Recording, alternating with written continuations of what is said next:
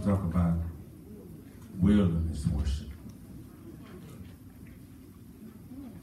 Amen.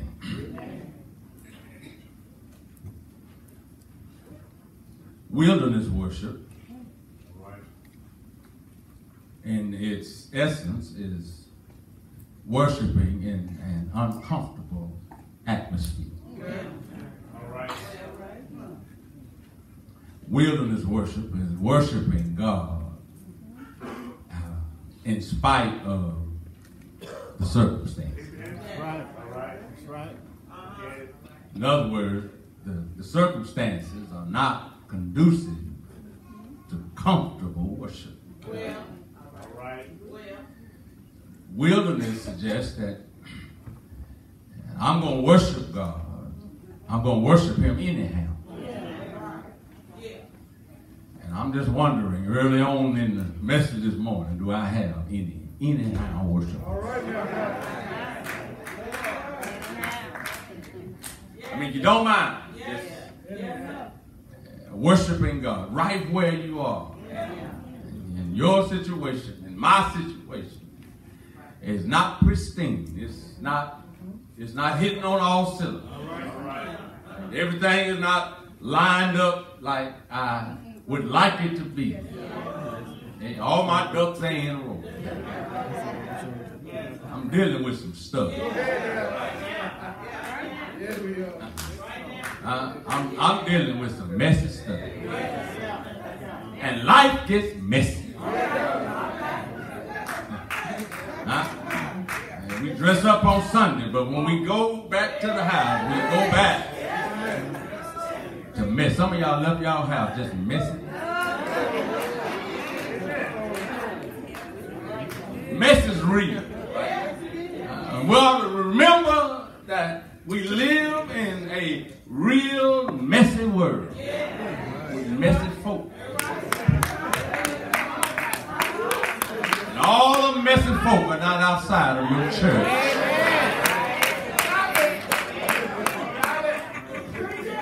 But you got to learn how to worship Him.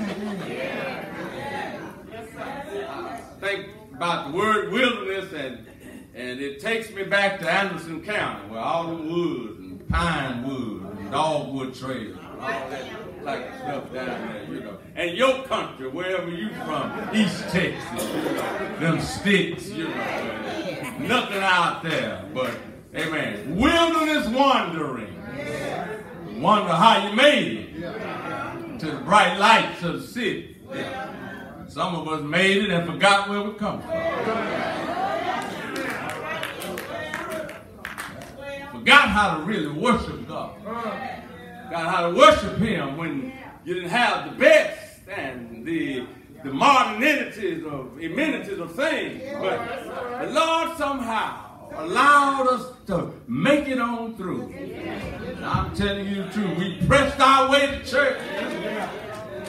Made it. Yes, we did. Made it to church with a big black heater sitting in the front of in the middle of the sanctuary.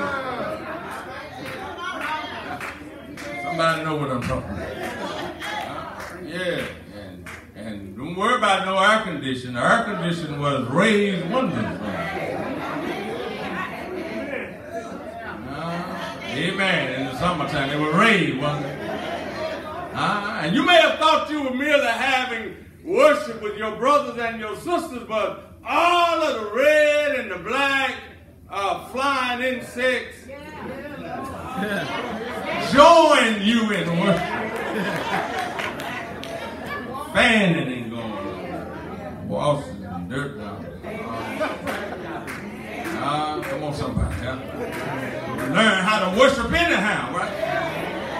Amen. And today we have all of this around us. We have so much at our fingertips. And yet there is a barrenness about us today for men and women, amen, who are drying up on the bone, who have no relationship with the Lord. For the most part, they are but merely existing in this world and missing out on the best that the Lord has to offer. Huh? Amen. Asphalt wilderness. Y'all ain't gonna help me now. I said asphalt wilderness. All around us. Amen. Skyscrapers and amen. Bright lights and all that there appears to be for social incline. And lo and behold, there are many people today living in the wilderness without any type of relationship with the God of our salvation. I'm simply saying this morning, my brother and my sister, listen, you have to learn how to worship God. Amen. When things are not cushiony comfortable. And when things are not conducive to you feeling good. Amen. And when everything is not well in your soul and in your family and issues. Everybody got issues. Everybody got crazy in the family. If you don't think you got crazy in your family, it's you. It's you. It's you. Amen. Don't worry about it. We just learn how to deal with it. I got company right there. Hey, just own it. All of us are in this mess and flux together. Huh? We are in the world. Come on, Christian. But we are not of the world. Yeah. The good news is this morning, God has so provided for us, even in this text this morning, passage that was read in your hearing, how good it is to be able to recognize that though there may be a wilderness atmosphere all around us, listen, God says that we can tune into Him by way of exact meditation. All right. Carl Jung was a early 19th century psychiatrist, and he said something to the effect that speed and rapidity is not of the devil, it is the devil. In other words, all of this motion and the heave-ho of burning and moving, and we can't be still, breakneck speed. Amen. Everything's moving, and everybody's in a hurry to go nowhere. Oh, somebody. Folk will run over you. Amen. And all you're doing is trying to go get some bread at the store. They'll run you over, let alone trying to come to church. Come on, somebody. I prayed mightily this morning on my way to the house of prayer. Amen. Yeah, while folks are trying to run out in a hurry to go nowhere. Amen. And every once in a while, in between my prayer to the Lord, amen, the old person, amen, interjected some more words. I can't get no help in here.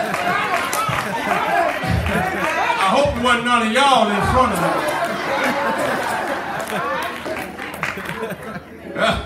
Amen. And the Lord reminded me about the message that everybody's in a hurry. Got to get y'all, some of y'all right now, y'all can hardly wait. Amen. Amen. To see, for the first time, you'll see Tony Romo in the Super Bowl.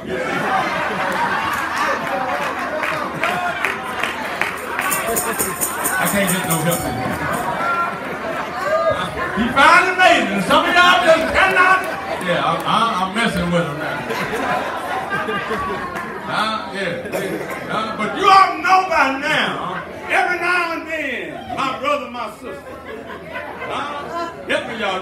You got to pump the brakes. That's what this text is reminding us. Amen.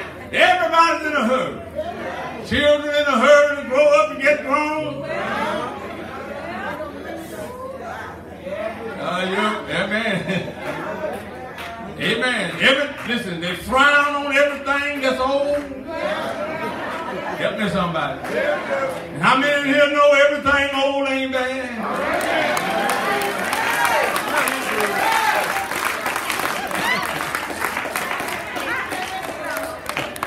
You don't want to get old now.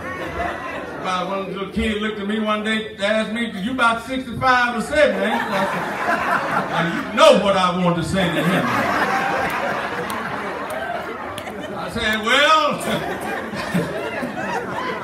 I about better not say that. Some maybe can to some of y'all.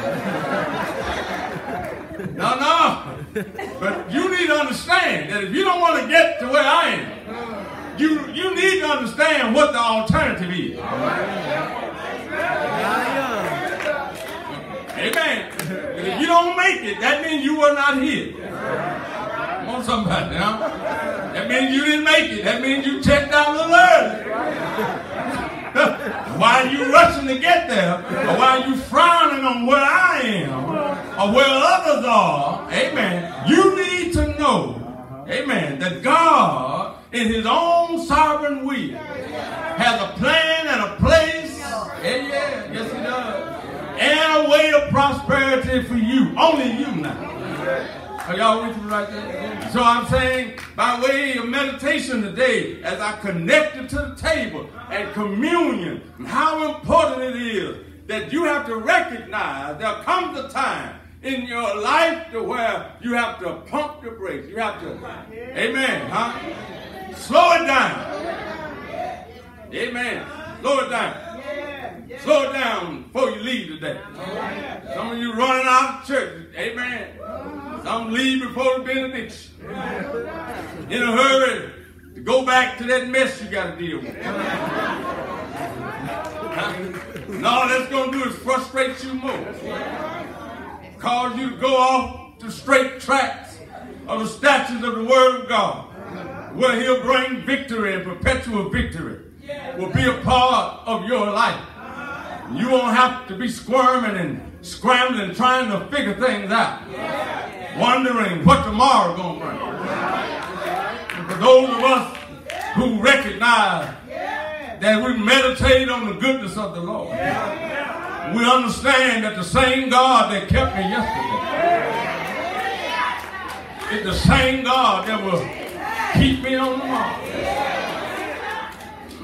Now, I understand the little phrase that said, what God has done for me, he will do for you. Well, now he is able. But you may not need what I need. God will meet you at the point of your need. Have I got a witness? I'm glad about that. If you got a problem with coming to church, the Lord will meet you early on Sunday morning. Yes, he will. Yeah. You got to recognize that. And he'll meet you on Monday morning. So, to get your mind primed and ready to come back to worship. Are y'all with me there? And so I say, by way of your wilderness and the wilderness of others, that God has a way out for us. Yeah, have I got a witness?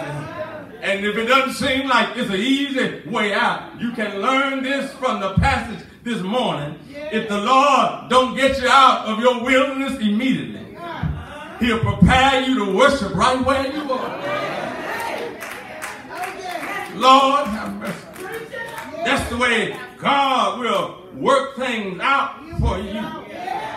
Are y'all with me there? And so when you run to the text, you discover that David had an opportunity to rest on his own confidence in the Lord. And a man after God's own heart, but yet found himself in the wilderness of Judah. And recognizing that there was going to come a time where he couldn't run any longer. He couldn't weasel his way out. He couldn't struggle and strain to try to get to a place light or enlightenment or a place to where he recognized that God was surely with him.